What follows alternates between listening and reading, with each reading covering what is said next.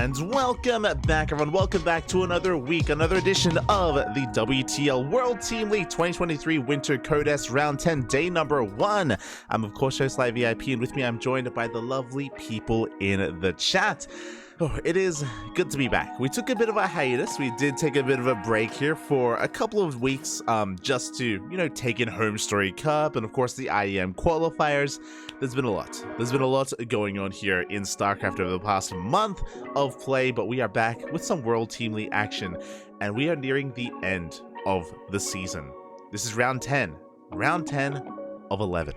There's one more round after this, and then the round robin is set in stone, and then we have the playoff bracket before us. Of course, that'll be taking place in January next year, so a lot is on the horizon here. I believe we're going to be taking another week off next week because of DreamHack. I believe DreamHack Atlanta is next weekend, so I don't think there's going to be any clashing. I'm going to take another week off, and then, of course, round 11 as well. And until then, we have our first matchup of the night is going to be a best of 7 between Team BASILISK and the Starving Camels SSLT.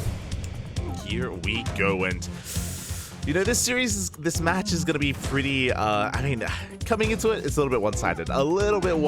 Of course. Team BASILISK, they're one of the best, one of the stronger teams in the Team League, and the Starving Camels have yet to take a series. But it could all end here, and Reynor, he's smudging. Oh my, why does it look like he's playing like at midnight or something, or like the sun is rising? It's like midday, right? Oh, hold on. Alright. We're doing our best Reynor impression. Okay. Let's go. We have our first matchup. It's going to be a ZVZ. If you're in the chat, predictions are open. Place your bets on how you think this series will unfold. We have a ZVZ here between Reynor and TooDming. You have 2 minutes. 2 minutes to place your bets on how you think this will unfold. Oh wait, no, he's got his like headset over the hoodie. Oh, he's going full smooch. Let's go. Have a nice cut. Oh, hello PHM. See Chow down in the chat, Jade off as well. Welcome, bienvenidos. Werehog, of course, being the first quacker, complete as well. Oh, the Doomer, hold on. Where's my one? Yeah.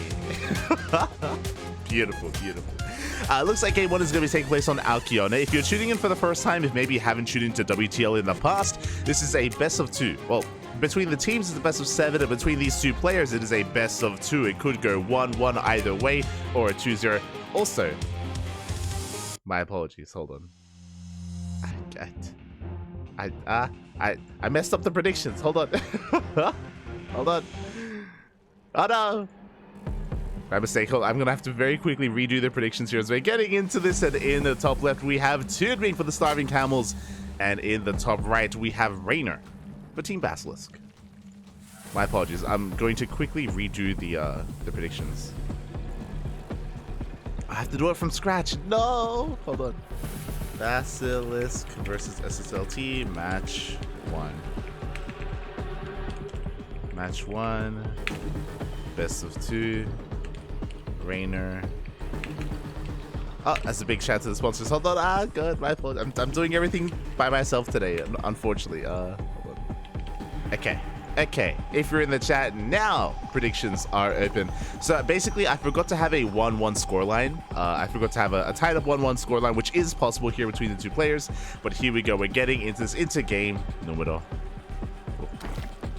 Game numero uno here. Whew.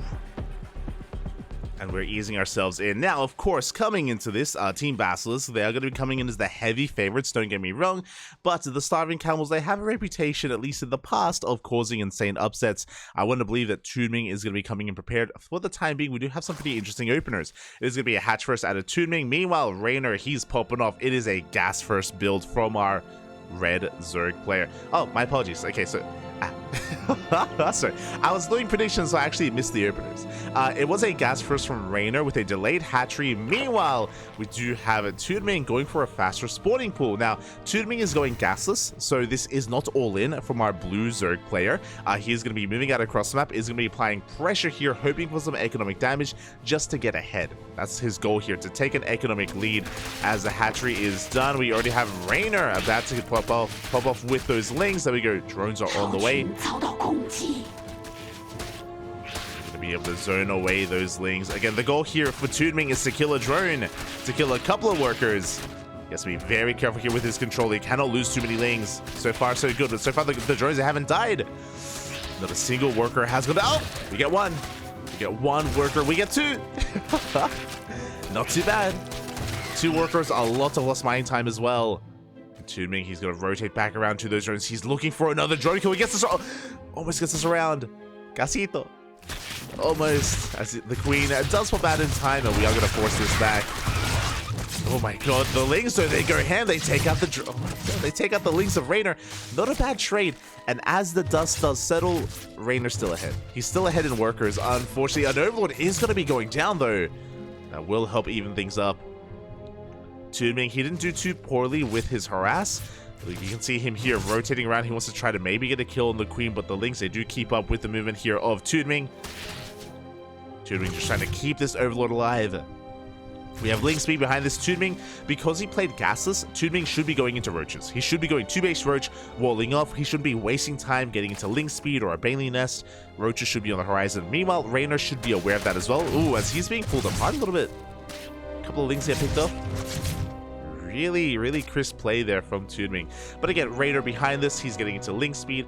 He can decide to cancel Ling speed if he wants to. Once he recognizes that his opponent is going to be skipping the Bailey nest, you can try to cut corners and try to be greedy yourself in going into your own roaches. So Reynor, he has a couple of options with how he wants to kind of transition and how he wants to respond. As we're getting into this, though, TooDming, it takes a worker lead. Reynor going for the third base.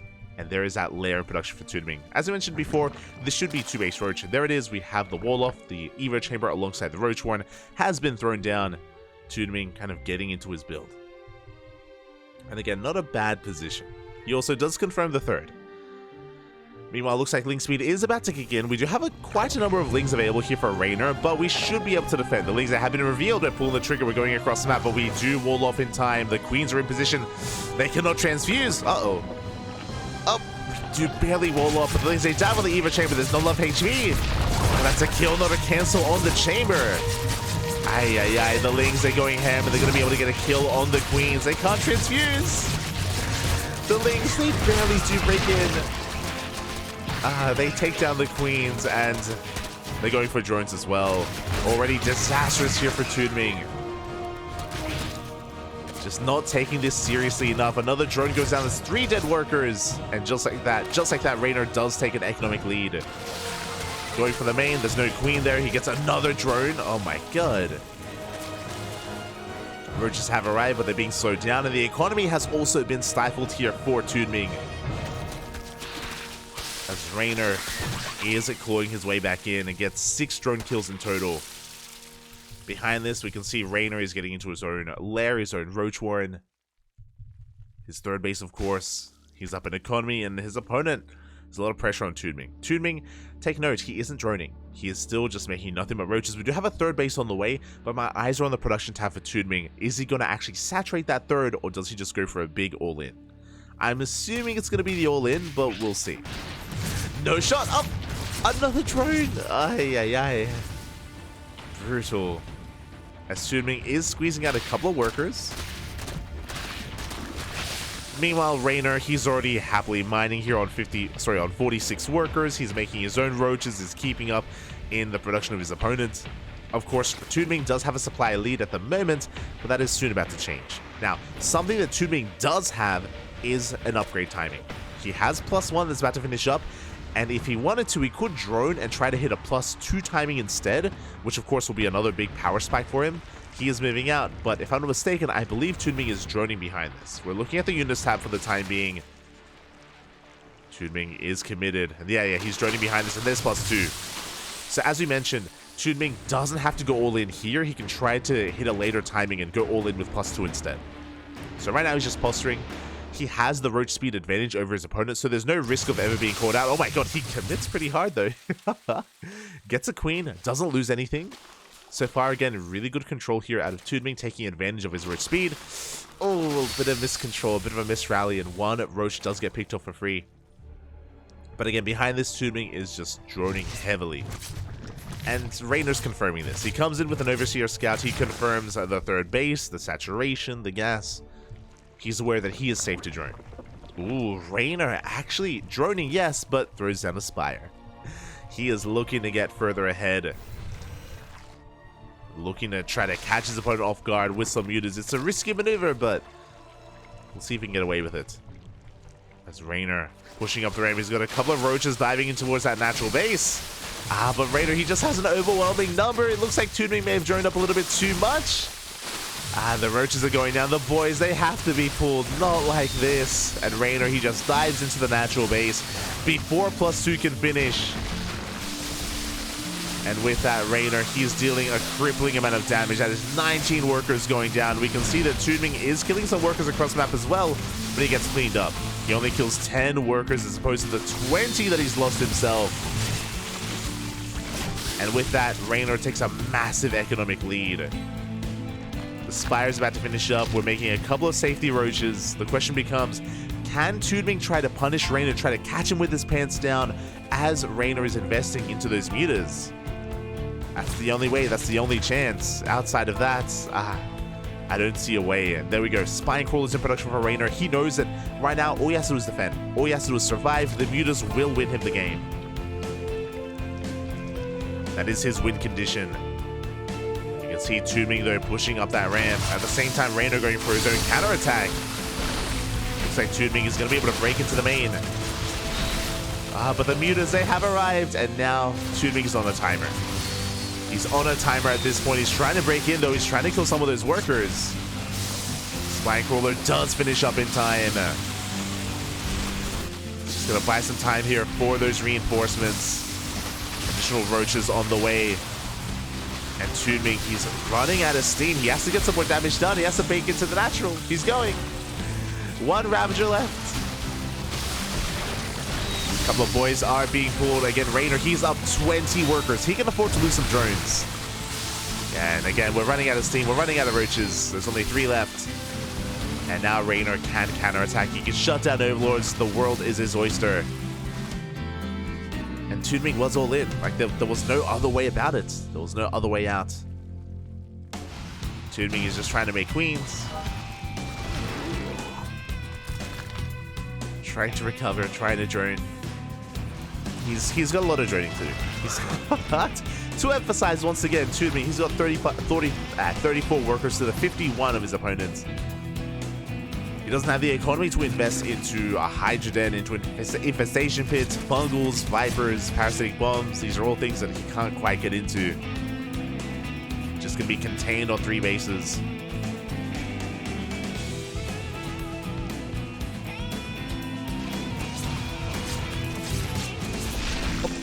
Do we get another muta?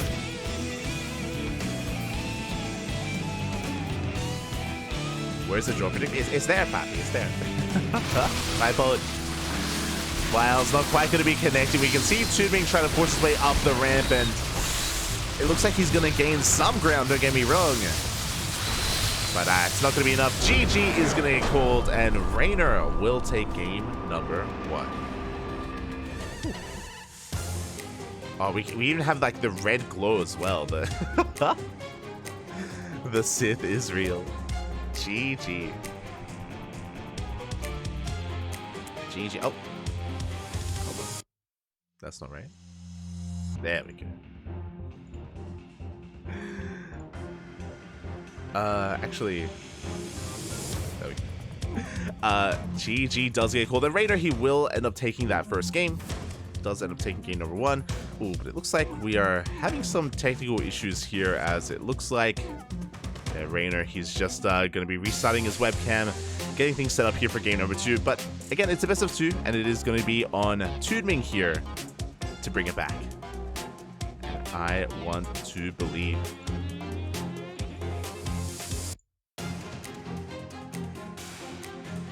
I want to believe that he can. I want to believe that he will.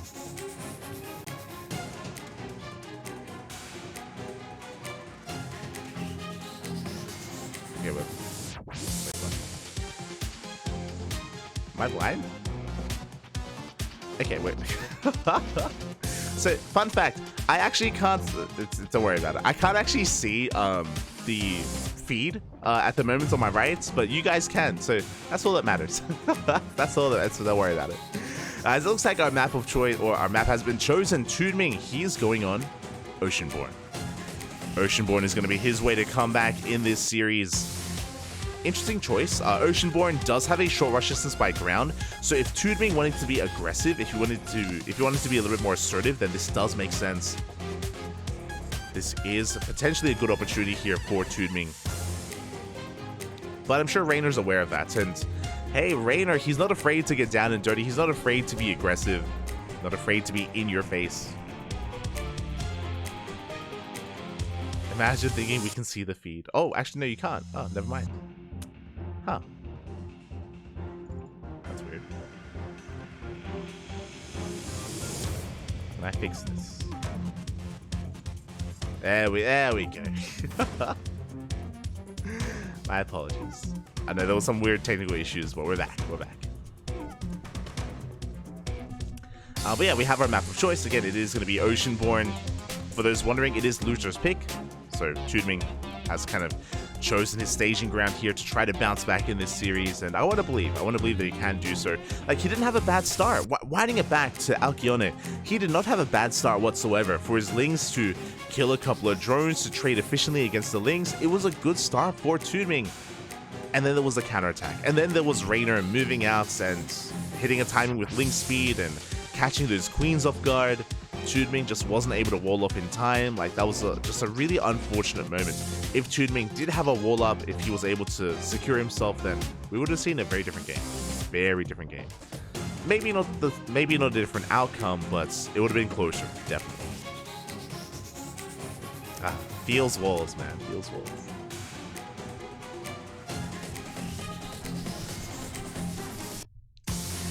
Meanwhile, it's bothering me how dark it is. I need to turn on the light. Okay. Need to turn on the light, man. As just kind of setting our map here. Getting ready for this. Again, we have quite a stacked lineup, especially, I mean, from BASILISK, it's always the same players. We have Reynor, we have Serral, we have Trigger. From the Starving Camels, I actually didn't really get to talk about it. I may as well now. The Camels, they did lose a player. They did lose another player, for better or for worse. If you remember, Firefly was the ace player of the Starving Camels last season. He was kind of picked up by the Platinum Heroes. He did move on to greener pastures. And the Starving Camels did lose their new ace player, Cyan. Cyan did end up switching teams. He was picked up by Mystery Gaming. And as a result, Cyan is no longer a Camel. He's no longer on SSLT, and he won't be a part of this series as a result, which is a shame. Like, Cyan, he's a really damn good player. We showed that this week. If you were here during the IEM Asia server qualifiers, Cyan qualified. He took down some big names as well. He took down Dongray Gu to qualify for IEM Katowice. Cyan, he's earned a plane ticket.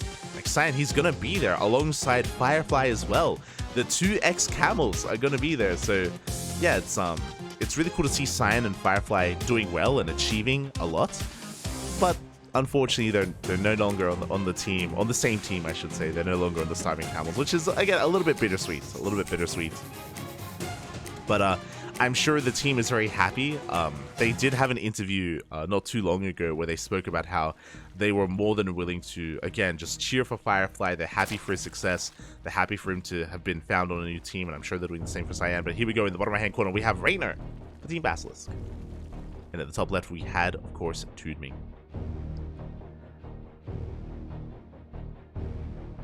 So a little bit sad that you know, the Camels, they lost another ace players. Oh my god.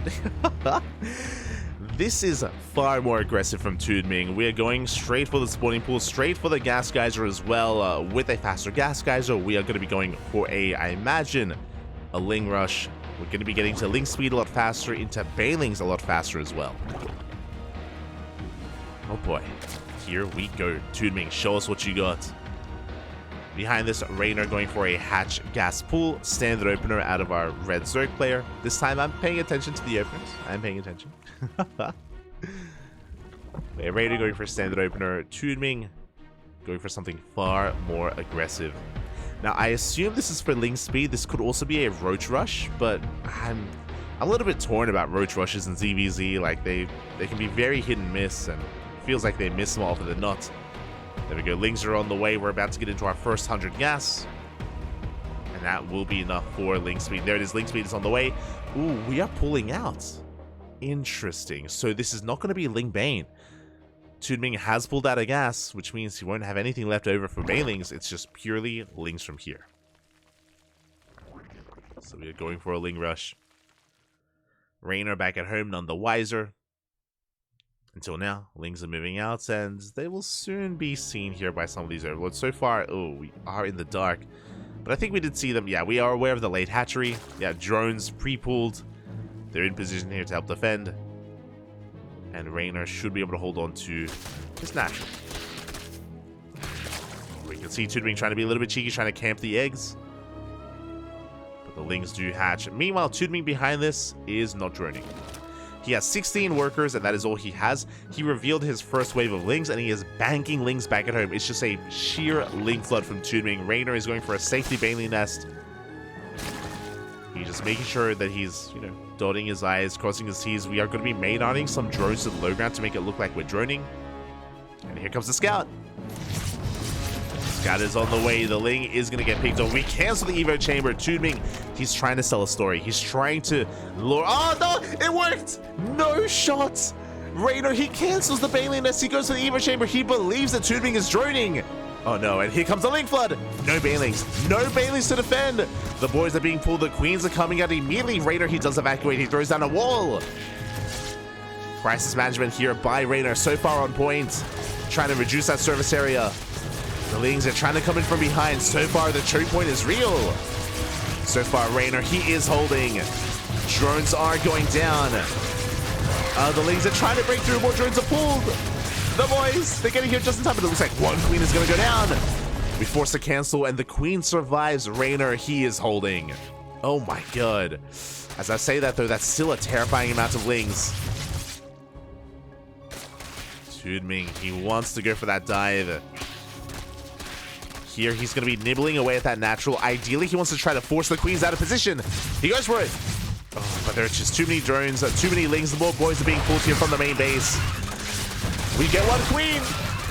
One queen goes down. A second queen's going to go down. It looks like TooDming, has he done it? Oh my god, just barely not. The transfuse was so clutch. If it wasn't for the transfuse, that second queen would have died. That was so close. Reynor still slightly ahead in workers. Those queens are so incredibly low. But Reynor, he's holding. He throws down the Baneling nest. He forces back the Lings. TooDming is still all in, by the way. But the wall is slowly getting up and running. TooDming still just making nothing but Lings behind this. But Reynor, he does have a much more formidable defense here. Much more fortified. That was so close. Oh, so close. You can see that Reynor is tying up the supply here. He gets his own surround. He's forcing this back, and for all intents and purposes, Reynor, he has held. He has a comparable Ling count plus queens. He has the better DPS, and soon he's about to have Banelings as well. Oh my god. TooDming, he did a great job here at hiding his build. He catches a queen. When he gets surrounded, he's going to get shut down. And Reynor will clean this up. Again, TooDming did such a great job at hiding this. He almost, like, Reynor was almost caught with his pants down, but he was wearing a belt. He was just really good reactions. Again, really good crisis management. For Reynor to throw down those Evo chambers, to wall off on the low ground, to create a choke point, to pull the boys, to pull those drones, and to preserve those queens. Like, again, it was just a really, really quick and solid defense out of Reynor. And now the Banelings are out. We do see the Reynor is a bit out of position, so TooDming, he does find his way into the natural and the main base. He's focusing down drones. He gets 4 workers, not too bad. But again, he's losing everything, and GG gets caught. GG is going to get caught again. There were no drones behind that, and Reynor, he will take the 2-0. GG. GG, well played. Whew, that was not an easy one, though. Things got A little bit hot, a little bit heavy. Things got pretty intense there in that game, but again, really solid play out of Reynor. A shout out to TooDming. He, again, almost caught Reynor out. Almost caught him out. Wasn't quite able to do so in the end. And with that, Team BASILISK take a 2-0 lead in this series.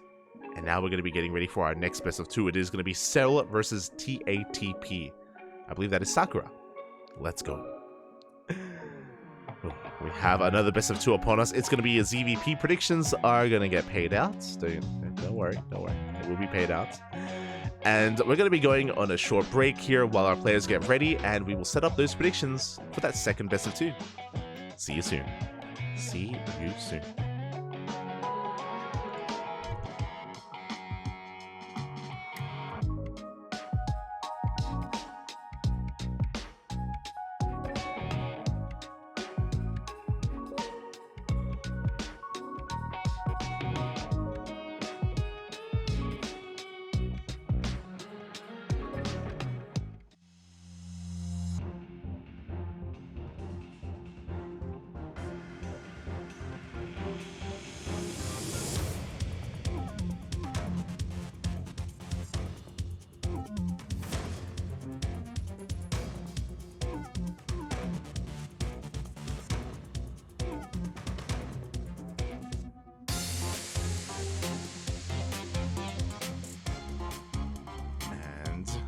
We are back. We are back here featuring the debut of a player here for the Starving Camels, TATP.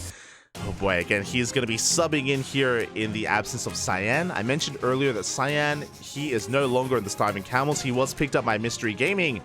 And yeah, Cyan, he has, again, moved on here, which is a little bit unfortunate. I mean, props to Cyan. You know, he's, I'm sure, on a team that can support him a little bit better with, you know, a higher salary. Cyan definitely worth it, and I mean, he proves that by qualifying for IEM. But again, a little bit bittersweet here that the Starving Camels will now have to try to hold their own without the support of their ace. Again. But yeah, this is going to be his debut. TATP, it's his first time competing in WTL, and we are diving right on in. And in the bottom right hand corner, we have for the Starving Camels, TATP. And in the top left, we have for Team BASILISK, it is Serral. And if you're in the chat predictions, oh god, I was meant to mute. Gesundheit. If you're in the chat, predictions are open. Place your bets on how you think this series will go. And I apologize. But we're getting into this. Look, I swear I pressed the mute button and then I looked and it wasn't muted. Oh, smooch. We're going for a pull first, by the way. Oh my god. We have a pull first here from Serral. Something you don't get to see too often. Now the question becomes, is this for safety or is this for aggression? Well, on the one hand, Serral probably has no idea who his opponent is. He probably has no idea who the hell TATP is, and I don't blame him whatsoever. So very safe play here from Serral to go for a pull first. We can see that we're not going for a faster gas geyser. We're not going for a proxy hatch or anything like that. It is just a safety pull first. With this, we have access to faster queens, faster lings. This is quote-unquote suboptimal. This is a little bit less economic, but Serral, he'd rather be safe than economic here against TATP. I don't blame him. Do not blame him. You can see the spawning pool finishing up. We do have a wave of 4 lings on the way. You can see that even Serral isn't making 6 lings. He's only making 4, so it's only enough to apply a bit of pressure to scatter across the map. Again, only a safety amount. It is not really Serral being too aggressive.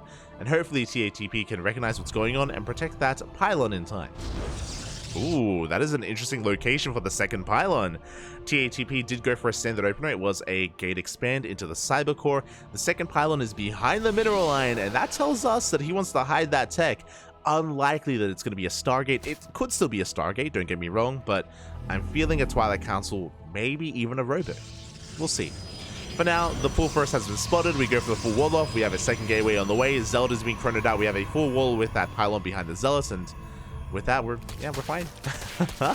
There's going to be a little bit of a dance between the Zelda and the Lings, but we can see that, again, everything is safe and sound. TATP does survive the quote-unquote skill check here of Serral, where if the Protoss player didn't respect the pool first, then things would have been a little bit more chaotic, but we're fine. We do open up safely, and there it is. There is that Twilight Council from our Protoss. We assume that would be the case just because of the positioning of the pylon. The Overlord is diving in, and Serral, he will get eyes on the tech. He does see the Twilight Council well ahead of time. Serral now knows to prepare to get ready for either Glaive Adepts or a Dark Shrine. Both are available, both are options. We'll see. Let's go. Oh, thank you, Bobby, thank you. That's it. Overlord's being shut down, and again, we can go in a couple of different directions here. Depending on how many gases we take, this could be Glaives, could be Dark Shrine, it could be both at the same time, which is also a thing. And there it is, Glaives are in production. Now, if we look at the gases, we still haven't pulled out. So, yep, it is both. I was about to bring up the fact that because we didn't pull out of gases, this means that both is most likely the option. It's one of those things where it's like, do we go for Glaives? Do we go for Dark Templar? ¿Por qué no los dos? Why not both? So this is very committed, essentially. Very committed here from TATP. This needs to get damage done. This needs to kill workers. Otherwise, TATP will just strictly be behind. The pressure is on. Meanwhile, we have Serral throwing down his Roach Warren at around the 340 mark. Very well timed. Very safe Roach Warren timing here. It will be out in time for those Adepts. Meanwhile, Serral is getting his third base up and running, droning as we speak. Should be throwing down some safety spore crawlers soon. That is where I'm a little bit concerned. When I say a safety spore crawler, most likely a spore at the natural to cover the entryway into the main. Hopefully at the third base as well as the Adepts are then moving out. The Adepts are shading across the map. Now, bearing in mind as well, there's no Robo with this. There is no Robo, there is no Prism, which means we have to warp in the Dark Templar back at home to waddle across the map. Oh, Spores on the way. There it is at the natural. Again, a safety spore crawler to cover both the natural and the main entryway, to provide that detection, and there is that second spore at the third base. Our Protoss is going to be taking a third base behind this. Again, because there's no Robo, it also tells us that we're investing a little bit less into tech, so we can afford a faster third base, so we can try to get into this economically. But our Protoss player needs to get some damage done here. The Adepts, they threaten to shade. Roaches are keeping up. We do commit. At the same time, a big lane counterattack, and that base is going to be cancelled. At the same time, Dark Templar, they do rock up at the third. They go straight for the spore. They're going to be able to get it. At the same time, the base is denied. Oh, with all these Dark Templar, could we maybe get a kill on that hatchery? That would be a big pickup. And it looks like we may be able to pull it off. We go for the spore. Spore Crawler is taking a lot of hits. We try to go for the Surround. The Transfuse keeps the spore alive, and it looks like we do get a kill on one on two of those Dark Templar, which means we will save this hatchery. A couple of drones are going down, but that pales in comparison to the amount of damage that the Protoss has sustained. That's a kill in the final Dark Templar, and that was a kill in the Nexus. That was 400 minerals down the drain, and there's still no third. There is still no expansion. TATP, he's down in tech, he's down in bases, down in economy. Where do we go from here? I see two more gateways and charge on the way. This looks like we may just pivot into a charge all-in. Now, if I'm not mistaken, that's 3 additional gateways. I believe, is that 6 gates in total for the time being? 6 or 7 gates. Oh, that's a lot more. That is 5 more gates on the way, so I believe it's going to be an 8 gates all-in from TATP. Just pure Zealots, pure Charge Lots. He also isn't taking his gases at his natural, which also tells us that we're not going to be investing into... I mean, that tells us that we're not going into Archons or Immortals. So it's pure Zealot. Okay, let's go. Fair enough. All right, I forgot we have the Dark Shrine, so we can morph in some Archons. So Charge Archon here from TATP should just be a straight up all-in. You can also see that even though he's taking a third base, it's just for show because he isn't making any workers. No probes are in production. Overseer is coming in for a follow-up scout. We do get eyes on additional gateways, which is a bit of a tell. At 6 gates in the main, 2 gates at the natural. Serral, he should know, he should be aware to just make nothing but roaches. He has seen enough. He confirms the lack of gases at the natural, and now he knows. Now he knows 100%. Ooh, as Dark Templar, they've been caught out as well. 2 of them go down. We're pushing out with our charge-ons. GG gets called because we have a massive wall of roaches, and Serral will take game number 1. GG. GG, well played. Again, a very solid, safe game out of Serral. Nothing too fancy. Just really, again, a really safe opener going for the pool first. And afterwards, we did see Serral go for, after that pool first, going for, yeah, the safety spore crawlers. We saw him go for very crisp scats as well. He confirmed the Twilight Council, confirmed the all-in. Really good scouting. Just really good scouting here from Serral. Able to keep up, able to shut down TATP at every turn. And now the pressure is on. We need to try to fight back here and now for our Chinese Protoss. Can we pull it off on our map of choice, Solaris? Interesting. I was not expecting Solaris's game number 2 here. A bit of a larger map. There's potential for maybe proxies, but outside of that, we could be looking for a more standard game. Curious. Very curious here for what TATP has in store for us and how he approaches Serral here in game number 2. Again, I was expecting like an Oceanborn or a Golden Aura or a Radisson Station.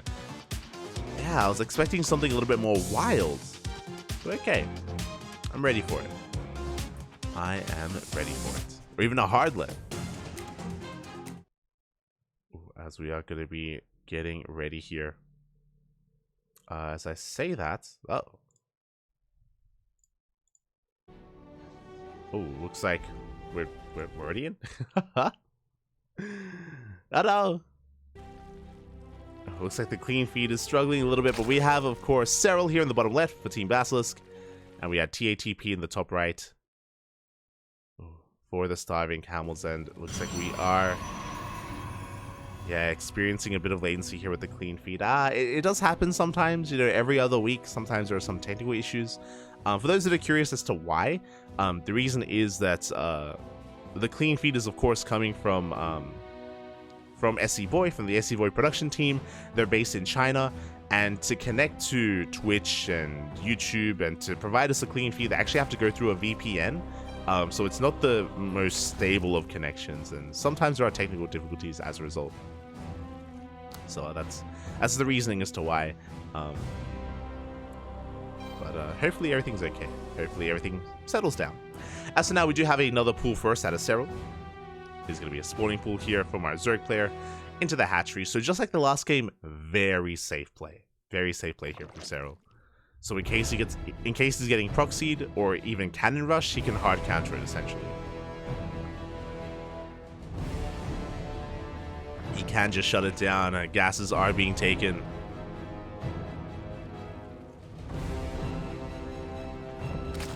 And likewise, TATP going for a gate expand, so nothing too fancy yet from our Protoss, but my eyes are on him. You know, we wouldn't pick Solaris without a good reason, and again, I'm curious as to the reasoning for it. If we wanted to try to turtle and get into a longer mid-game or late game, then I would have assumed that we would have gone for something like Radisson Station, right? Like or even a Golden Aura, a more defendable map on 3 bases. If we wanted to be aggressive, then I would have seen Hard Lead. Instead, that's an interesting location for the pylon. Stargate opener, okay. Looking to be the case. Okay, Overlord is going to be coming in from Serral, trying to get the scout up, trying to get a read on what's going on. He is making a beeline for the main, which means he will miss the second pylon because it is not behind the mineral line. So the tech is going to be hidden a little bit longer, but the Lings do walk in, and yeah, we should be able to get confirmation. We should get eyes. There we go, on the Stargate. Good scout from Serral. He's aware of what's going on. He's aware that he can be greedier. Essentially, with a Stargate opener, Serral knows he doesn't have to invest into an early Roach Warren. He doesn't have to invest into early Lings or too many early Lings.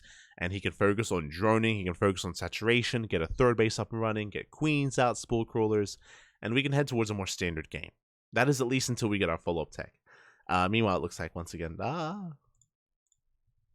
let's get into the...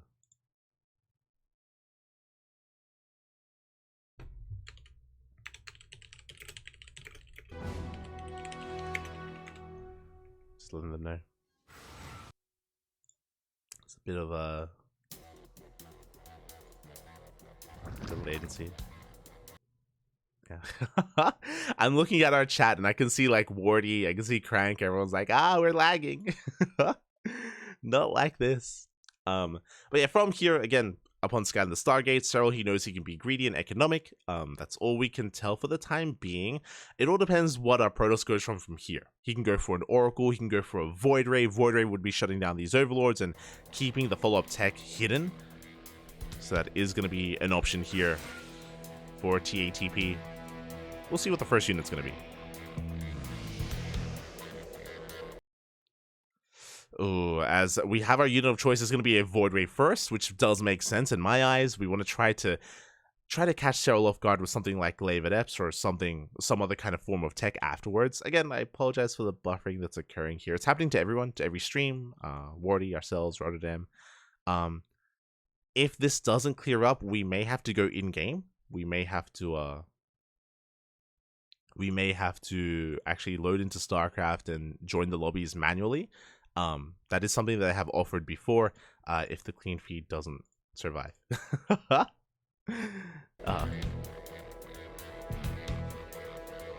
we are getting back into this, and we do have that Void Ray still in production.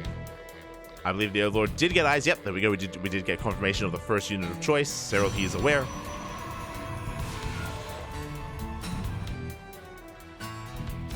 He is aware. As does Crank still stream on Twitch, or is he on a freak? He still streams on Twitch. Twitch Korea hasn't closed down yet. Not yet. But yeah, the latency here is becoming a bit much. Not like this. Everything was starting so well.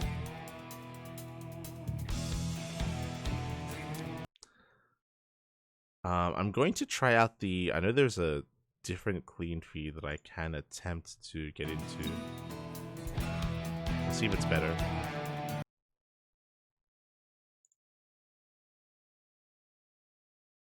We'll see if it does help. Okay.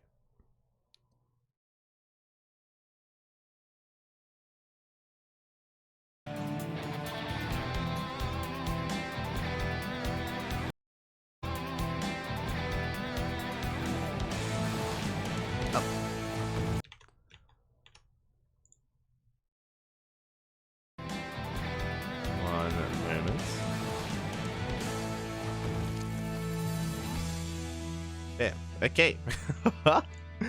Is this gonna be better? I hope so.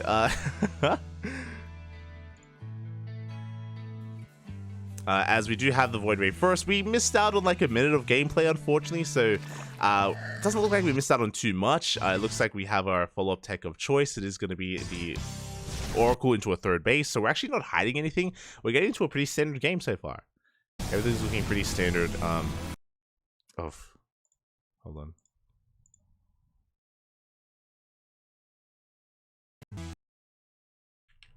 You know what? I can do this.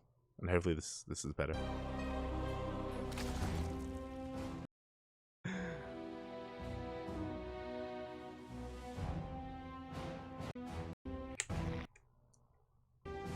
Okay. I'm like trying to go back like 30 seconds so that hopefully hopefully like any kind of buffering doesn't affect us. I'm also trying to keep an eye on Discord if they tell us to go in game, because we may have to load into game and observe ourselves.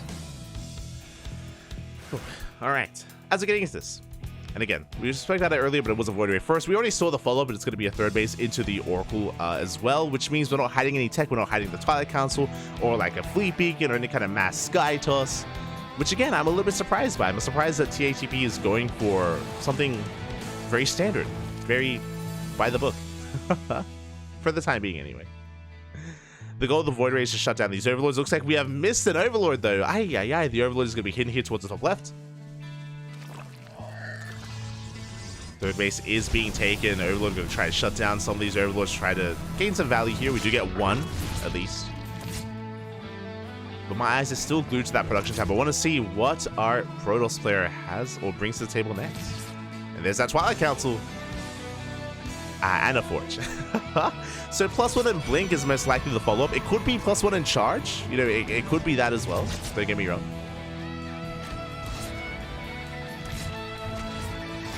We could still try to catch Serral off guard as the Lings, they do come in for a bit of a surround. 2 Adepts do get picked up. Ay. Adepts go down the pylon as well, and TATP has to race back home with this Void Ray. Can we force a cancel? No shot. Oracle makes it just in time, and we at least keep the Nexus alive, but alas, not ideal. As TATP did lose quite a lot here in the process, and no, we can't escape the lag. Oh.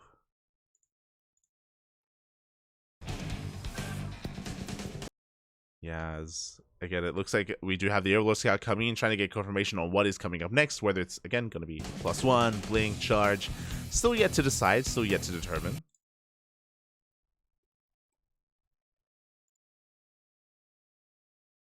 Oh, and, I may just, I'm gonna preemptively go in game. Because this is not happening. It's not looking good. And there we go, we have our answer. It is going to be Charge here, not Blink from TATP. The slideshow is real.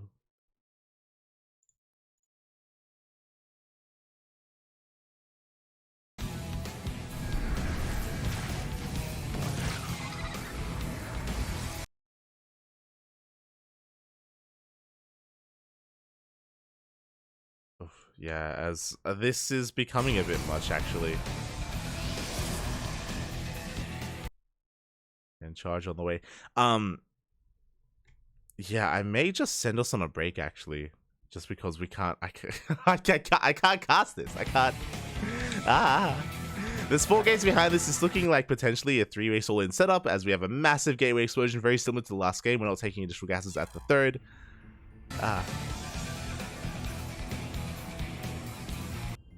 Yeah, things not looking too hot here.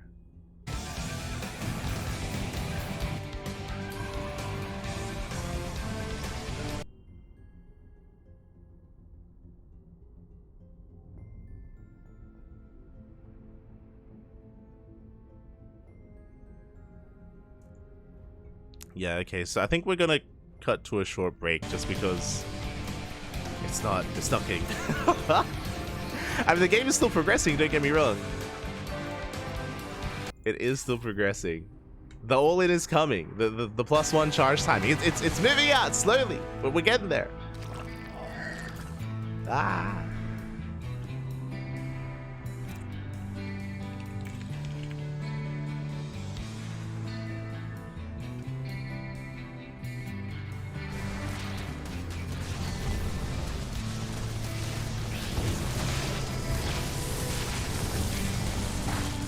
There we go, Lings, they do go for a counter. They catch a couple of workers. We're still saturating that 3rd base. We're taking additional gases.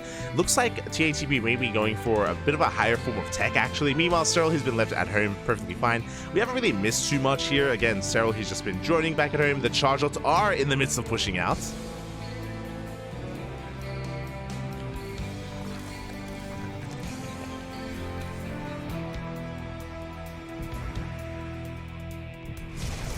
They are pushing out, and here we go. It's all or nothing for TATP. Can he catch Serral off guard here? The charge will do pull the trigger. Stasis Trap does get triggered on only a handful of Lings. The Roaches are getting in position.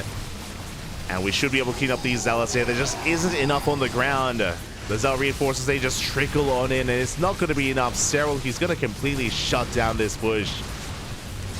The Queens are here to deal with the Void Ray, and yeah, so Serral, he shuts it down. GG gets called. And Serral will take the 2-0.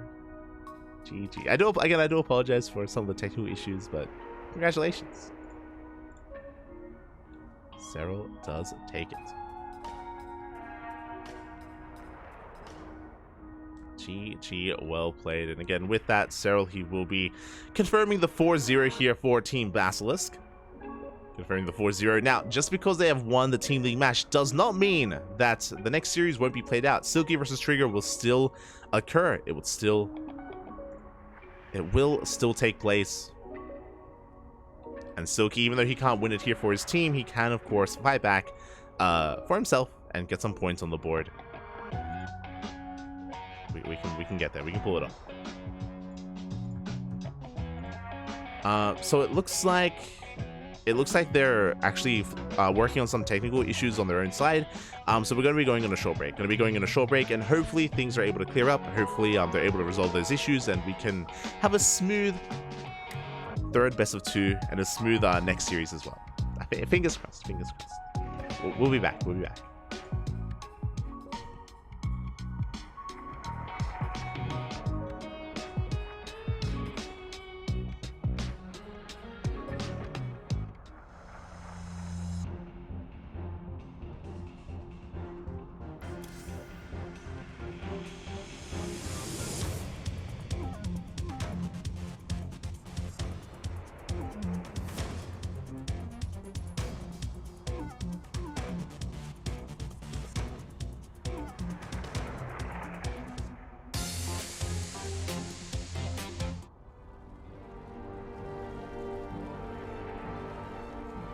Diving on in, and here we go. We do have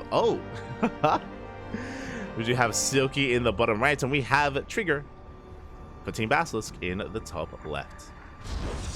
And predictions in the chat are open. Okay, so unfortunately we don't have cams. We don't have cams here for this best of 2, but there's a reason for that. Typically, if we don't have cams, it's because we are going to be covering this via replays. So it looks like this matchup was played earlier on, and we are here to determine if the Starving Camels can fight back. And I do think that this is the best chance. Okay, so for some context here, I mentioned before, Cyan was taken. Cyan, he was taken by Mystery Gaming. He's no longer on the Starving Camels. Silky is the new ace player. Silky now has to step up as the new captain, the new ace player for his team. And if anyone can put a point on the board here for the Starving Camels, it is Silky. If anyone can do it, it's him. I do want to believe. So we'll see. We'll see what he brings to the table here. Again, Silky is a very aggressive player. He has gone to the late game in the past, don't get me wrong, but typically a more aggressive player in this matchup. More assertive, looking to dictate the pace of the game, looking to come in with some aggression, some cheese. Something out of the norm. Meanwhile, Trigger going for a Gate Expand. Gate Expand is a Cybercore standard opener out of Trigger, as to be expected. He's not really the most unorthodox of players. I know Trigger's from North America, I understand, but when it comes to the NA Protosses, Estrella and Nina are a lot more adventurous. Trigger is a lot more standard. He's Trigger, he's a lot more by the book. He's one of the more sane Protoss players in the Americas compared to you know, every other Protoss essentially. And we have our tech of choice. It is going to be a Stargate opener out of Trigger.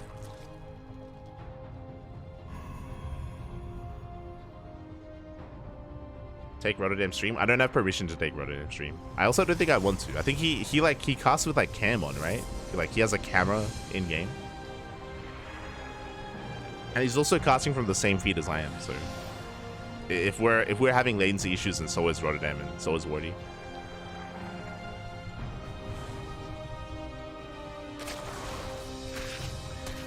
But for the time being, Adept is going to be threatening a shade towards that third. So far, Silky able to keep up. Able to minimize his losses, hasn't lost a drone yet. And we have our first unit of choice as a Stargate opener into Oracles here from Trigger. So yeah, as you mentioned, everything is looking normal. All the screens having, yeah.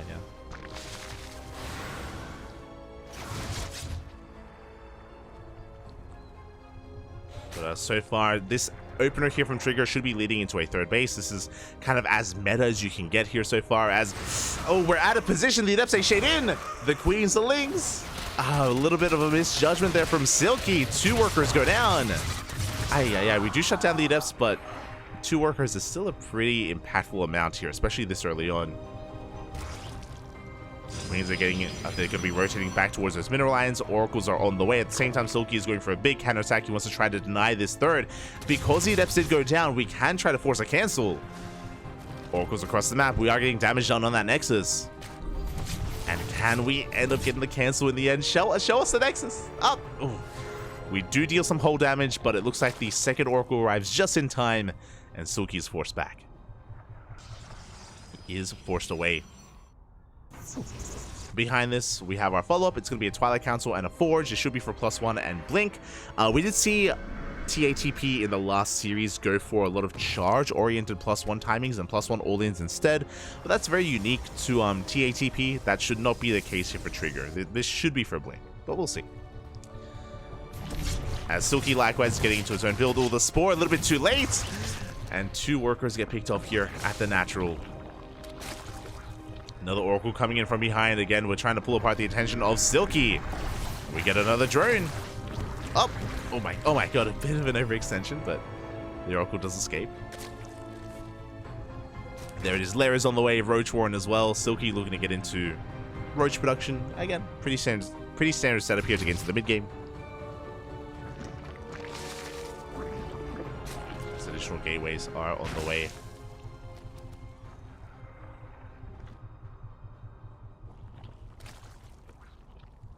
There it is. Blink has been confirmed by Trigger. As to be expected, 3rd Oracle does arrive. It's another worker before getting pushed away. Oh, interesting choice here. Okay, so we did have the Roach Warren. I assumed it would be Roach Ravager, especially with +1 range on the way, but no, Silky, he's going Roach Hydra. Okay, very interesting, very out of the norm. Usually if you're going Hydras, you go Ling Hydra, as you want to preserve as much gas as you can for those Hydras, as they are quite expensive units. Which is why I'm not in love with this, but I do appreciate that it's a little bit different from Silky. Stasis Trap's going to be going off. No reaction! No reaction. Half the mineral line does get caught out. At the same time, the Oracles, they do threaten that natural. Once again, getting another 3 drones. 3 workers go down. A big blow to the economy here of Silky. Especially with that Stasis Trap. Yeah, you can see the economy just go deep into the red in favor of Trigger. But again, we're going for a Roach Hydra based composition. Very expensive. It can achieve a little bit here in the mid game, don't get me wrong, and it can lead into lurker play as well, but it's also quite expensive, quite gas intensive. Here we go. Trigger is pushing, clearing up some creep. Behind this, he's transitioning into a Robotics Bay, into, I imagine, Disruptor or Colossus production. We do get eyes on the Hydras. Big scout from Trigger. He does see, he does know. He's aware of what's going on. I mean, there's no wrong answer. Whether we go Colossus or Disruptor is like, it's all going to be amazing here. As the 4th is on the way, we're taking the center 4th base. Very far forward, very aggressive position here for Trigger. Going to be a bit of a launch pad so we can actually push across the map. There it is. Colossus are in production alongside Extended Thermal Lance. Meanwhile, Silky taking up right into that hive. So, when we get access to Hive Tech, we can go a couple of different directions. Roach Hydra into Lurker Viper would make the most sense, but we don't really have a lot of gas to work with. So we may just go Roach Hydra Viper to begin with and delay Lurker production. That may be the best option. I say that, I don't believe we have eyes on the tech. I don't think we know that Colossus are on the way. That would be the tell to get into Vipers first, but still not on the horizon here for Silky, as he's getting supply blocks, still waiting for that Hive to kick in. On top of that, if we wanted lurkers, we would have already seen it, because ideally you want the lurker then to finish as the hive finishes, so you can go straight into those lurker upgrades. But for now, we're making more roaches. So what is this, Heart of the Swarm? What? Roach Hydra, let's go. And it is a beefy army, don't get me wrong. Not the most mobile.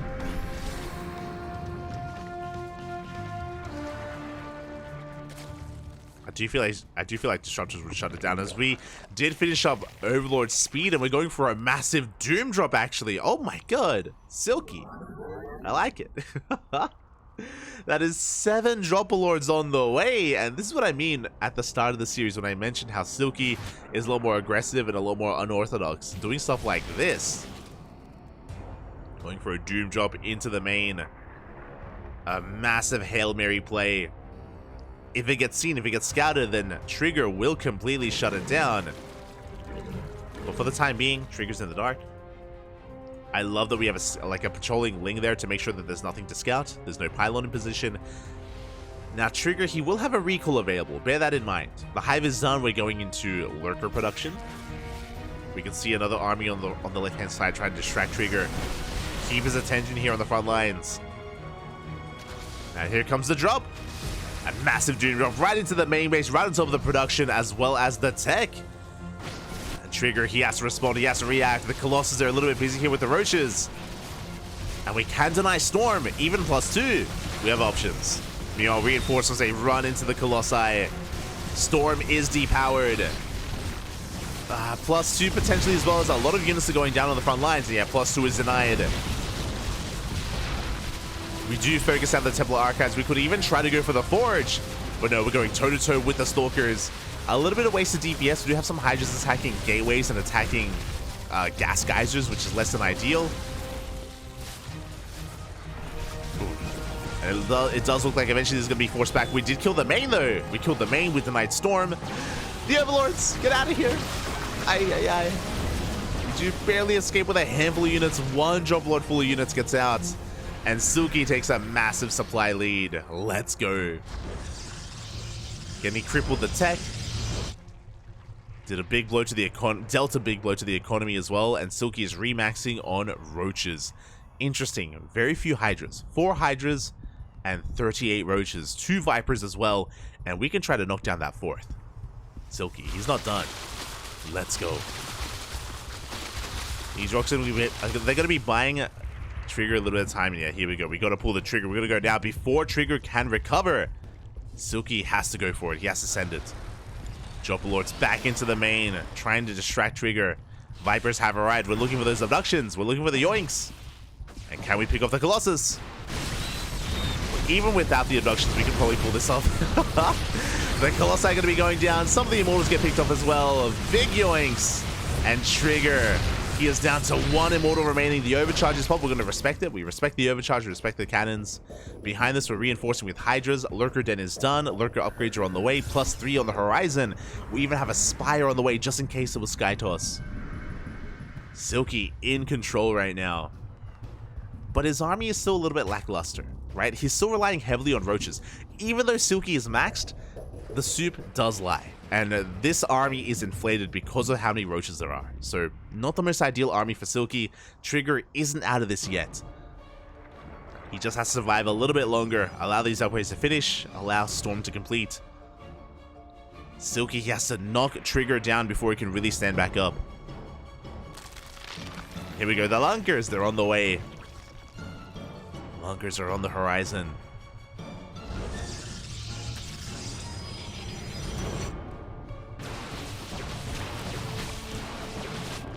Stalkers are pushing forward. Massive wall of Spine Crawlers back at home. Getting ready for a Zealot counterattack. Here we go. Now's the time to push. We do deny the 5th. Stays trapped. Ooh. Does trigger only on a handful of Roaches. We do have 2 Colossi once again, but that's what the Vipers are for. Big stage trap here on the right-hand side. We need that abduction. Again, Silky is so close. High Templar moving forward. A big revelation here on those Lurkers. Oh, they're looking for the feedbacks. Again, it's a bit of a dance here. We're trying to feedback the Vipers. The Vipers trying to avoid the High Templar and get the abductions. Up! Oh, feedbacks are too good though. Quick reaction there out of Trigger, and the abduction will not be available. Trigger, he's holding, and he has maxed out. He has maxed out with a more efficient army. Silky's in trouble. He is in some trouble right now. Yeah, he's going to try to back off. Move towards the high ground. Lurkers are looking exposed. Here we go. He does reposition. A bit of a better position here for Silky. But he's a little bit distracted. There are Hydras that aren't protecting the Lurkers. And Silky's being cleaned up. Trigger, he collapses on this position, cleans up the army, the Roaches, the Hydras, the Lurkers. Silky, he had momentum, he had the win condition available to him, but alas, wasn't able to pull it off. Does get cleaned up. And Trigger is back in the driver's seat. Cleans up the army, gets the Lurkers. Forces a recall back into the main. Basically, the Lurker count was reset. We have 0 Lurkers remaining for Silky. Without Lurkers, we can't defend. Without Lurkers, Trigger can A-move. He can... No, once again, the feedbacks and the storms, the Vipers go down. 0 Vipers remaining as well. Silky falling apart here in the late game. Did so well getting here. Oh, Worker Spines though. Decent connections. They take down the High Templar. 1 High Templar left. But it doesn't matter. There are just too many Immortals. We're breaking on through, even without the storms. We have too much. We have a Roach army trying to come in from behind, but we have plenty of Immortals. Plenty of Immortals are available. And yeah, Trigger, he is not being stopped. Again, you could argue like, oh, Silky's up in supply. Again, not really. It's it's Roach's, man. Gonna try to close the distance. Coming in from behind the surround. Best case scenario here for Silky. Coming in for the surround, getting on some of these Immortals. He gets 1, he gets 2. Can he get the rest? It's so close and it looks like it's not enough. Again, the stupid lies, man. When Roaches are involved at least. GG gets called and Trigger, he will take game number 1. Whew. GG. Oh my god. But that was a close one. That was pretty close, actually. That was pretty neck and neck. And there's a reason why I said that, hey, Silky, now that Cyan has kind of been picked up by Mystery Gaming, Silky is the new ace player. He is the ace player of the Starving Camels. He is the player that can go toe-to-toe with a player of the caliber of Trigger. And let's see if he can pull it off here and now. In the bottom right-hand corner, we have Silky for SSLT. And in the top left, we have a Trigger for Team Basilisk.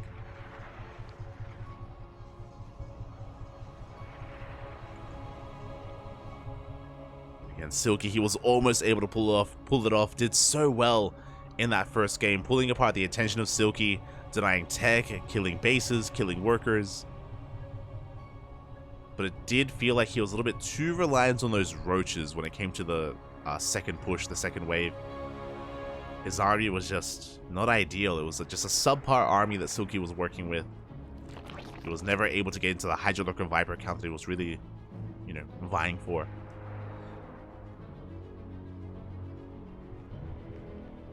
And with that, Trigger does take the first game. Silky, though, he can fight back, I believe. I do want to believe that he can tie things up 1-1. But he's up against the wall. The pressure is on.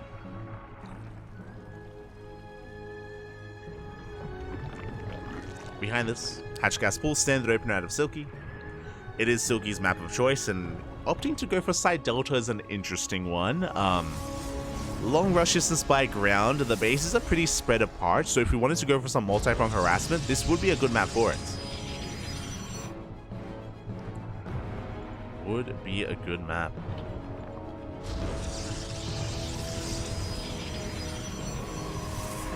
So we'll see what the plan for Silky is going to be here in Game 2. Again, did so well for himself in Game 1, but the reality is that Doom drop that he went for in Game 1, I doubt we can do that 2 games in a row. I doubt that that's something we can really rely on. I'm sure that Trigger is going to be keeping an eye out for that. He's going to be a little bit more attentive. So Silky has to try to bring something new to the table. See in chat, Shopify Rebellion without Bjorn today. Yeah, unfortunately no Bjorn for Shopify. Maybe just resting up. For the weekend. I don't know. Yeah, maybe getting ready to travel to DreamHack Atlanta. Not too sure. Not too sure, but Bjorn is not available for Shopify today, which is pretty huge. Bjorn is the ace player for Shopify, and they won't be able to rely on him. But I guess we can get into that with the next series. We'll get there. We'll get there.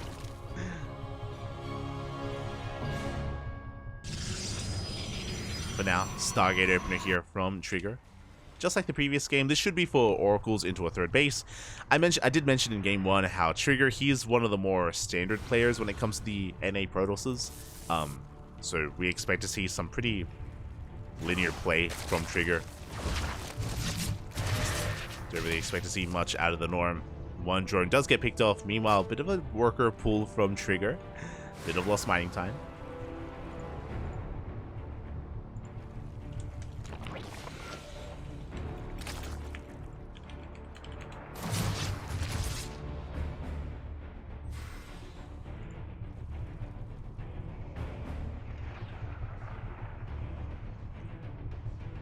As, oh, never mind. I assumed that it would be an Oracle into a third, but no, that is a Void Ray. Okay, you have my attention. So with a Void Ray opener, the advantage that you have as a Protoss player is that you shut down detection. So detection? You shut down the Overlords, and you keep your opponent in the dark, and you can hide a very, very crazy tech switch like what we're seeing here. It's a Twilight Council. Twilight Council, 3 more gateways. This screams Glaive Adepts from Trigger. So it looks like Glaive Adepts are going to be on the way. We have delayed our third base by quite some time to make this happen. Silky, I'm sure, is a little bit aware of that. I'm sure some alarm bells are ringing. He's going for a safety roach. Oh, that is not a safety roach warren. Trigger's going all... Sorry, Silky's going all in. I'm like, oh, he's already got a roach warren on the way. And then I looked a little bit closer. It's like, oh, the roach warren's almost done. Silky, he's cutting workers here early on. And I think I favor Silky here. So he's going to be knocking down these rocks. He's cutting workers at 32. And he's going for a big all-in with roaches across the map. There is a Void Ray. The Void Ray will complicate things, but Adepts are not ideal here in the defense. Stalkers, that's all we need, and not Glaive Adepts. So I worry. I do worry here for Trigger. He's still unaware of what's going on. And if we can bring some Queens alongside this all-in, then we will have anti-air to deal with that Void Ray. The Lings, they get across the map. They're going to be able to pick off one Adept, but not much else. A little bit wasteful there. But it does force the Void Ray back, and here we go. The Queens are walking. The Roaches have arrived. Ravagers are on the way. We have 34 Lings in production, but the Queens are getting caught out. We can't lose them. We need them. We need the Queens. It looks like they will be preserved. The Adepts, they're going to try to force the army to turn back around. Silky wanted to go all in, but now he has to defend back at home. But the Lings are in position. They go for the surround. They lock down the Adepts. The Miles. Ooh. Dealing a bit of friendly fire there, but regardless, we clean up the Adepts, and now Silky can commit to his all-in. We have a second Void Ray in production. But Trigger, he's in some trouble. Now we have to kill the Nat. We can't just go for the third base. We have to go for more than that. We need to deal more crippling damage. Shield batteries are in production. Lings have arrived. Shield batteries, they're not done. And they're not going to finish. Good target firing on the Ravagers, but additional Ravagers are arriving. Yeah, Biles, they shut down those shield batteries. Queens walk up as well. Do take control of that third. And you know what? Silky is droning up. He is droning behind this. Dragging the Void Ray within range. But we have an overcharge, keeping the Void Ray alive. The Queens are getting low. And the Queens will eventually go down. It looks like Trigger does hold on to that third. And as Trigger cleans this up, I have to give him the edge. I have to say that Trigger, he has maintained himself. He's on a even worker count. He's actually ahead in workers. He has a Void Ray, still has the third base alive. Trigger's in a better position. And Silky, where do we go from here? Looks like a follow-up all-in. We have droned up a little bit to 42. That's like less than 3 base saturation. That's around 2 base saturation, actually. So very low worker counts, but Silky is still just amassing units. Yeah, you can see that his natural base is empty. And it's even more empty. No, the drones. 3 workers go down, 4 workers even. Too many economic losses. It's gonna be 4 worker kills.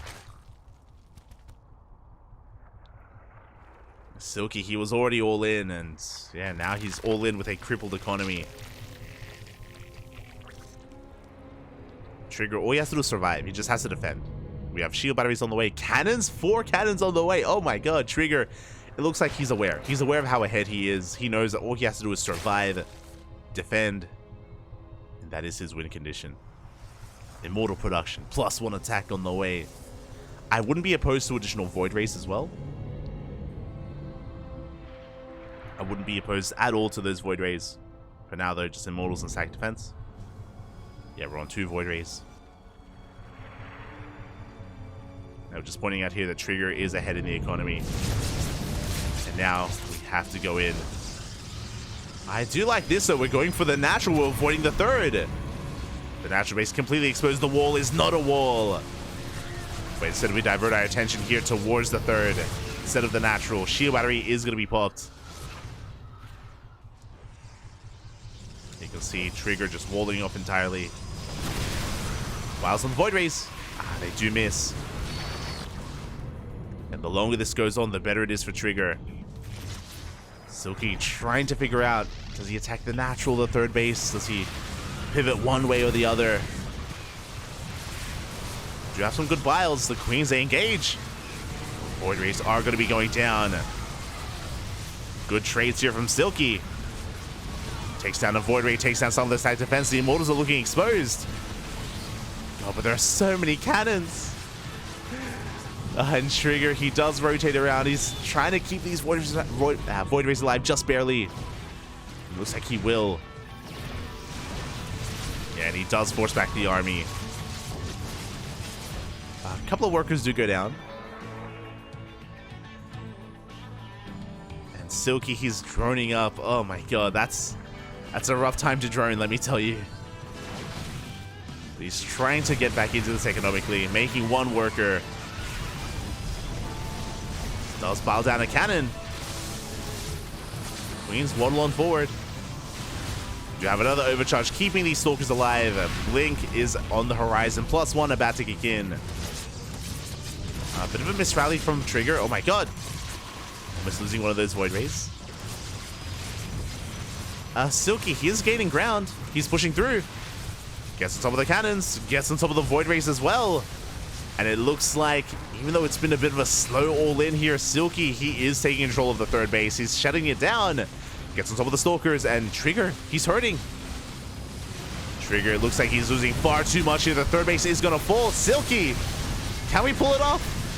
Slow and steady. Slow and steady wins the race. GG gets called. Slow, methodical all-in out of Silky. He does end up breaking that third in the end. Whew. And Silky ties it up 1-1. GG. GG. I was so concerned that he was bleeding out too much, that maybe the Void Rays would be able to gain too much value against the Roaches, but no, yeah, he was able to barely break through. Trigger just wasn't able to keep up with the momentum, and yeah, Silky does pull it off. And you know what's crazy? You know what's impressive here is that this could have been a 2-0. This was so close to being a 2-0 in favor of Silky as well, which would have been crazy, but almost pulled it off, barely couldn't. And again, it does show a reason why Silky is now, you know, stepping in as the new ace player for the Starving Camels. He's pretty comparable to Trigger when it comes to skill. Is pretty comparable, and GG. GG, well played. With that, we're going to be going on a short break. We're going to be going on a short break when we return Onside versus Shopify. See you soon.